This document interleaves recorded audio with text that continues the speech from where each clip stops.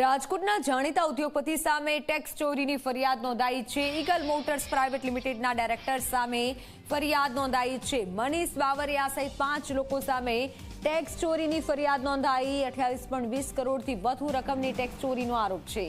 Wet CGST નહીં પડતા crime બ્રાન્ચના ઈઓડબ્લ્યુ શાખામાં આ ફરિયાદ નોંધાઈ છે। ઓનલાઈન પર સંવાદદાતા ગૌરવ દવે જોડાઈ ચૂક્યા છે। ગૌરવ, જે જાણીતા ઉદ્યોગપતિ છે તેમની સામે ટેક્સ ચોરીની ફરિયાદ નોંધાઈ છે, હાલ શું જાણવા મળ્યું છે?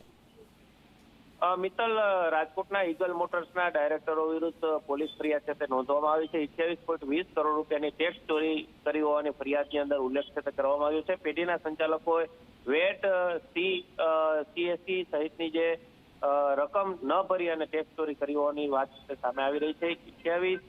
28.20 કરોડ રૂપિયાની છેતરપિંડી સરકાર સાથે કરી હોવાની ફરિયાદ છે તે નોંધાઈ ચૂકી છે।